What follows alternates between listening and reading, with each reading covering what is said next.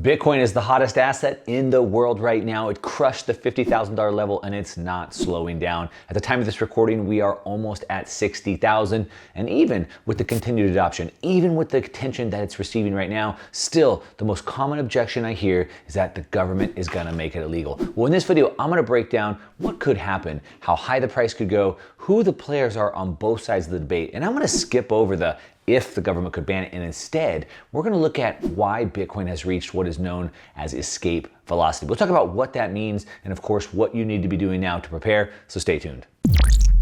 All right, welcome back. If you're new to the channel, my name is Mark Moss, and I make these videos because I wanna change the way you think about money, because everything you've been taught is wrong, and as we move into what I'm calling the greatest wealth transfer, the final wealth transfer, it's important for you to get this right. Now, just a real quick second, you know I normally always wear black t-shirts, and today I am sporting a new t-shirt, Make Money Great Again. And of course, that's what we're talking about, how to make money great. And we'll talk about that today. Now, today we are talking about, will the government make Bitcoin illegal? And of course, as I said, Bitcoin is getting massive attention right now as we're continuing to outpace every single other asset. It's been the best performing asset for 11 years, every single year, the best performing asset this year as well. And of course, no matter how high it goes, no matter how much adoption, no matter how many institutional players get in, we still continue to hear, will the government make it illegal? But I'm gonna explain something to you today that's gonna give you an entire new way to think about this. I'm not gonna give you the,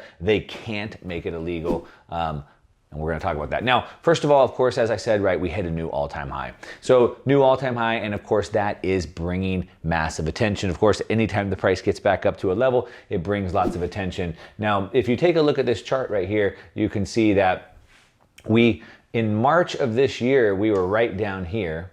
Now, if you take a look at this chart right here, this is just the 1 year. So this is March when the pandemic broke out right here. And you can see, as bad as that market crashed at that time, it looks like just a tiny blip in the road when you put that into perspective. And of course, if we want to look out even further out, we can see right here, if we look even further out, this is since 2016 right here. So since 2016, we had this huge run up. Obviously, 2017, the market crashed.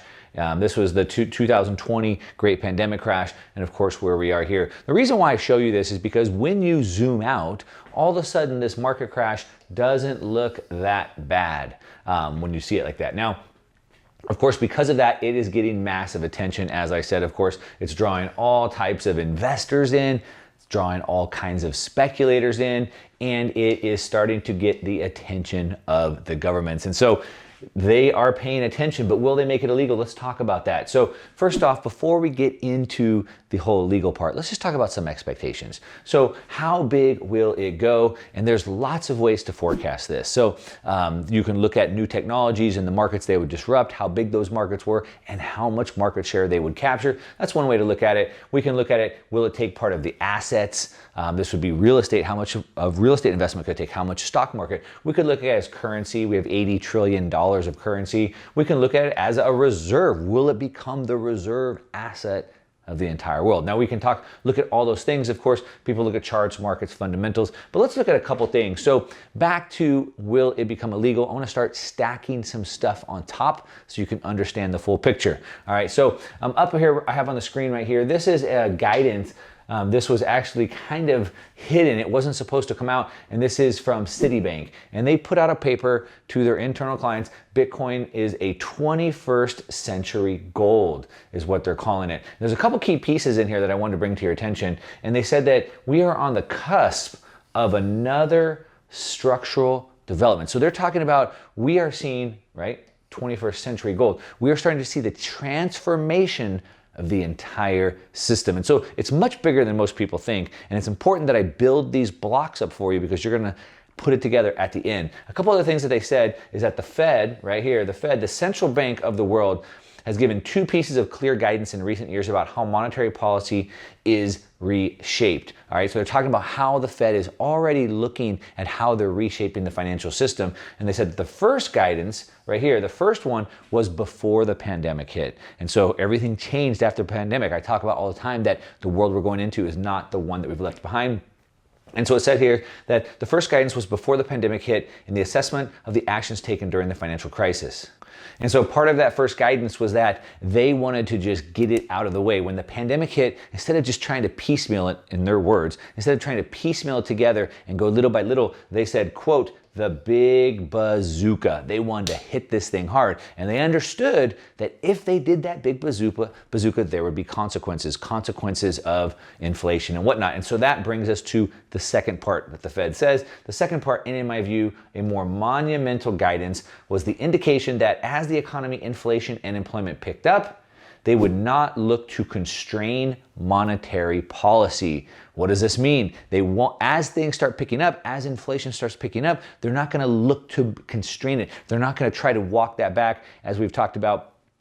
They want to let the economy run hot. So that's a big piece. The other thing that's important to see what they said, again, these are their words. They said that historically this has been good for gold and likely will again. However, gold has restrictions. However, physical gold needs to be stored, is not readily portable across borders, and has paper equivalents on exchanges that may or not fully reflect the actual move in gold, and could possibly be called yesterday's news as a financial hedge. Citi's calling it right here. Gold used to work, but now, as they said in their quote, is yesterday's news. They said next, Bitcoin is the new gold. Now, this is Citibank saying this. Bitcoin is the new news. It's an asset with limited supply. It's the 21st century gold is what they're saying. And they said, quote here, it is a natural store of money. All right, this is their words, not me. Now, continuing on, central banks are increasingly discussing digitization of currencies, but that's a double-edged sword in their words. It's a double-edged sword. On one side, it makes it more effective. On the other side, it makes capital confiscation easier. And so, here's the important piece. Back to, will they make it illegal?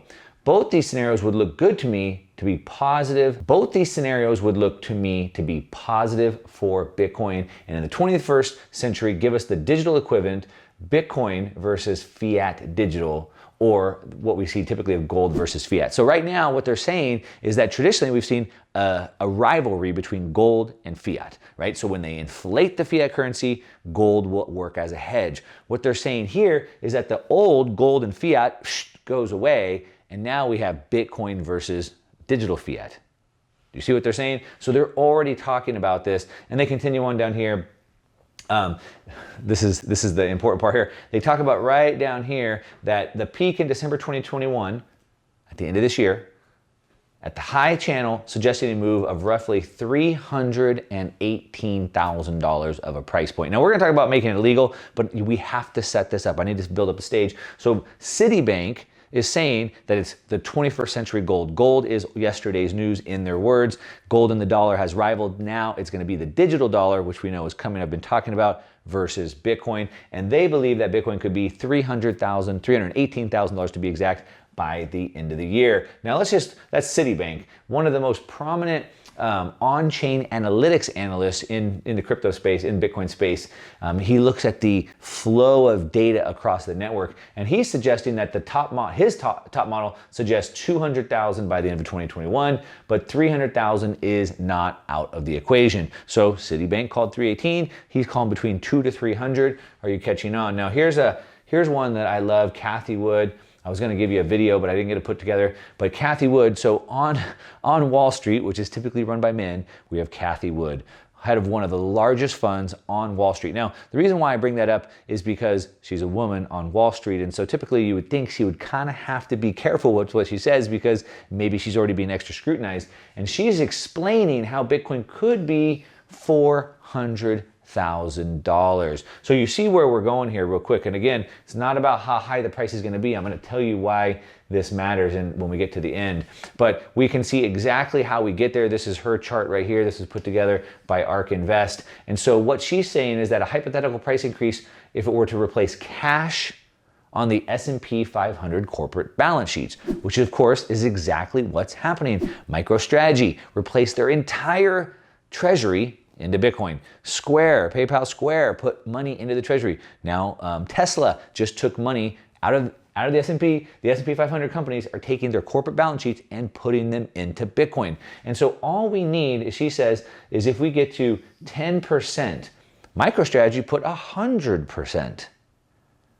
You see what we're talking about? All we need is 10% and we could be over the $400,000 level. And that's from Cathie Wood, again, one of the top women on Wall Street. So now that I've kind of set the stage a bit, let's talk about now, will the government ban Bitcoin? Notice I didn't say, can they? I didn't say, can they?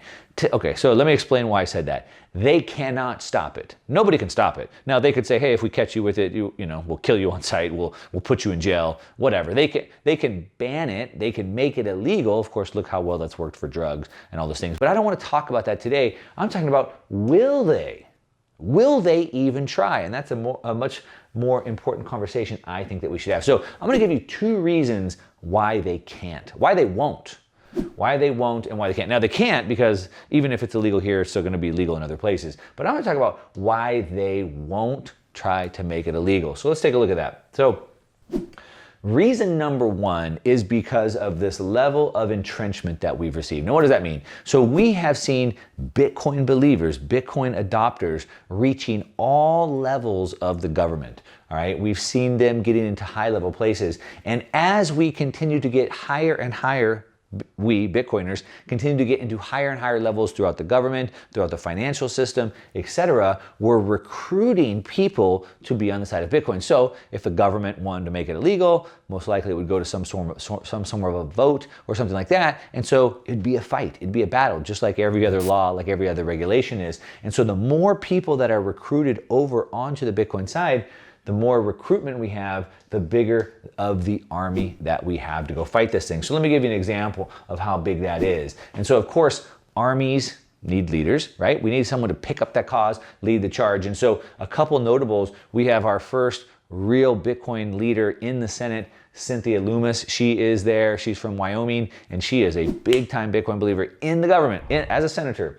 We also have the new head of the SEC, which of course the SEC regulates this stuff. And he's a Bitcoiner. Gensler, not only is he a Bitcoiner, he was teaching Bitcoin classes at MIT just a couple of years ago. On top of that, we have some of the largest investors in the world, Stanley Druckenmiller, we've talked about Paul Tudor Jones, Cathie Wood, who I just mentioned. So we have people inside the government, senators, SEC. We have some of the largest investors in the world. We have some of the biggest financial firms in the world. Citibank, which I just showed you their guidance, JP Morgan. We have other financial institutions now, PayPal, Robinhood, MasterCard, Visa have all said, well, we already know PayPal and Robinhood are already providing Bitcoin services. Now MasterCard and Visa said that they're making it where all merchants can now accept Bitcoin on the Bitcoin MasterCard network. We've seen the largest insurance, the oldest insurance company in the United States, MassMutual, put in over $100 million into Bitcoin. So we're working our way down from the government to the investors. Here we have the S&P 500, as we showed the previous chart. So Michael Saylor leading the charge with MicroStrategy. He just did a big meeting. They had like over 25,000 corporations attend it to learn how they can take their corporate balance sheet and put that into Bitcoin. We have, of course, Tesla was the big news. Elon Musk, one of the most popular guys in the world, like 45 million Twitter followers, said they put $1.5 billion into Bitcoin. They just made more off that Bitcoin than they did selling cars in like years and years and years. I think we'll probably see Apple will probably come on next. And so it just continues. And one thing I didn't write down here is that the city of Miami, Florida, is becoming the first Bitcoin city. They put the Bitcoin white paper up in the city. They are now they're taking their treasury and put it into Bitcoin, and they're making it where everybody can pay their taxes, all their city fees in Bitcoin, and they can pay their employees into Bitcoin. So you see the level, this is what I'm calling the entrenchment. This is who's on the Bitcoin side. So if the government wanted to try to make it illegal, this is who they're gonna have to fight. Even, not just me, not just you, they're gonna have to fight the city of Miami, Tesla, all the insurance companies, and on and on and on. All right, now, it's important to understand if they wanted to make it illegal. They'd have to make it a law, right? A regulation, a legislation, it'd be a law. So who makes the laws? How would they be able to do that, right? Well, you think the people in Washington are making the laws, but that's not really how the situation works. As a matter of fact, most laws that are put forth by our legislation aren't written by them, but instead they're given to them in a bill that's typically written by a lobby group. Now, who are these lobby groups? Well, they're giant corporations that lobby, they're giant labor unions, they're trade associations, and so they decide what they want. Like Amazon decides, we want to shut down all the other internet retailers, so let's come up with this piece of regulation. They'll write a bill, they'll give it to the legislators, give them some money, and have them pass that as a law. So the important thing to understand is who makes the laws.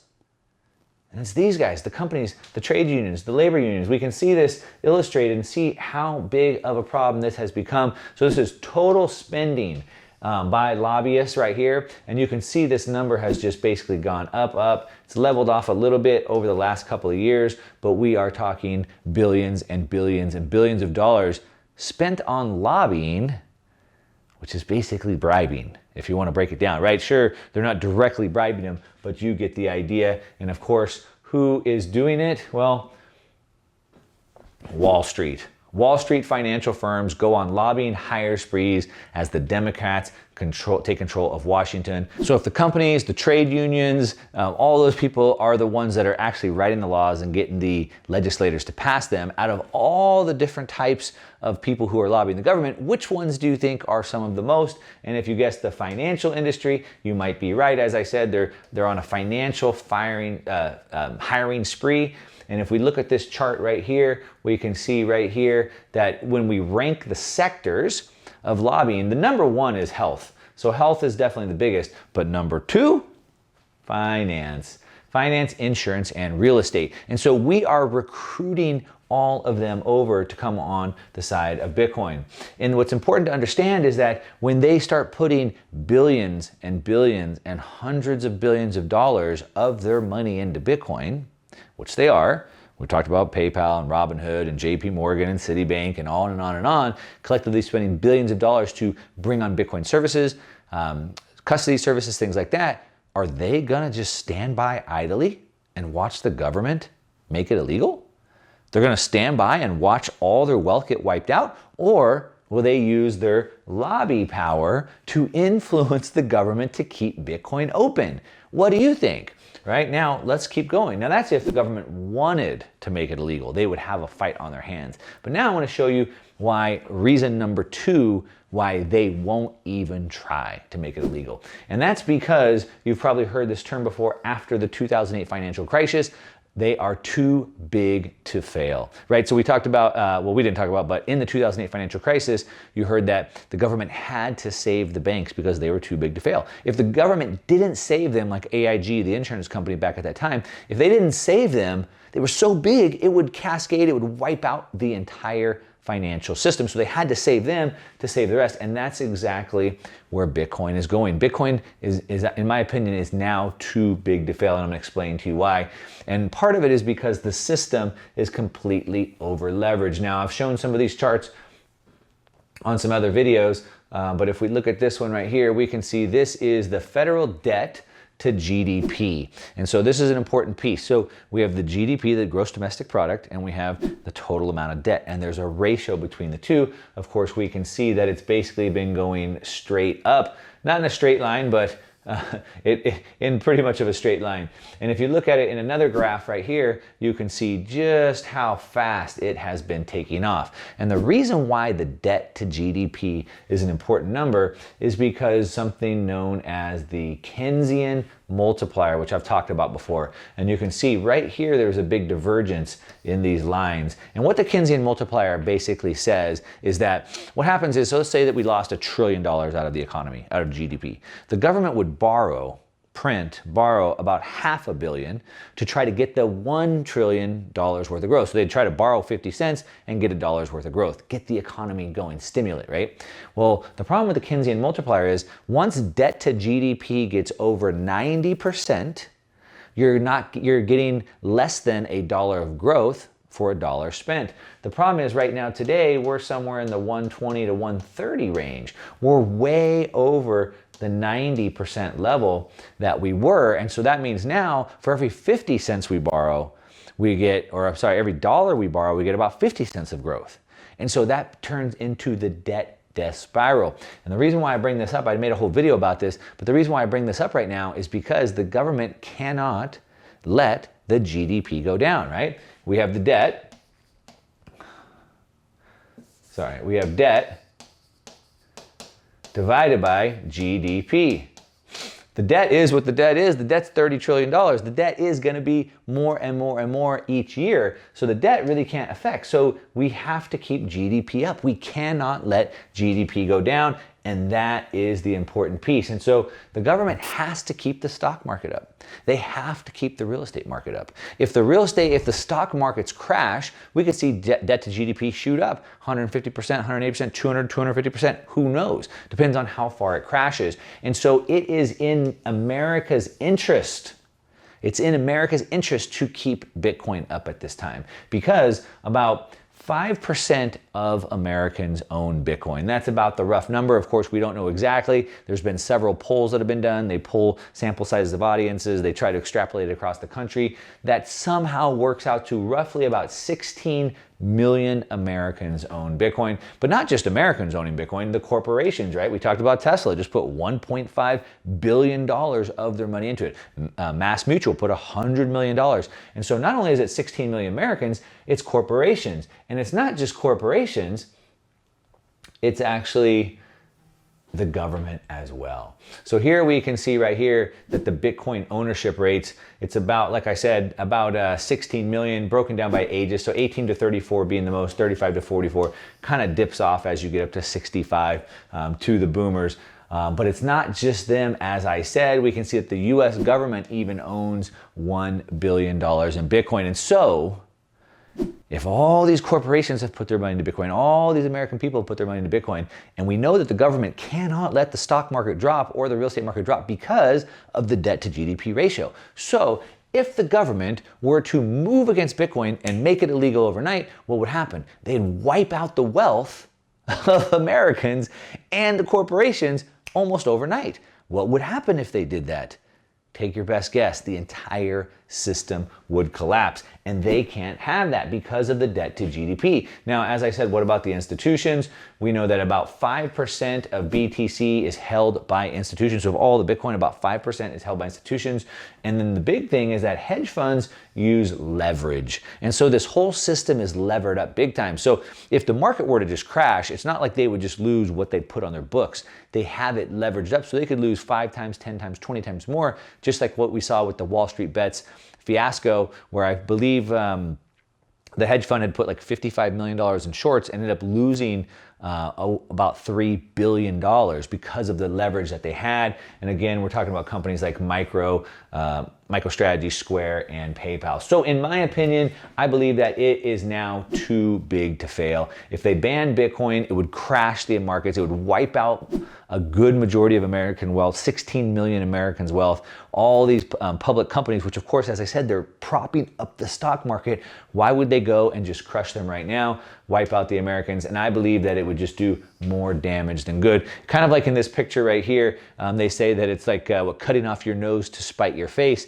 And here, instead of trying to just get the nose, they end up blowing their whole head off. And this is kind of what I would see happening. And so I don't see them doing that. So in my opinion, I believe that Bitcoin has reached what we call escape velocity. It's when a rocket gets out of the Earth's gravitational pull, and at Bitcoin at $1 trillion market, owned by 16 million Americans, owned by an ever-growing amount of S&P 500 companies, insurance companies, and too much entrenchment.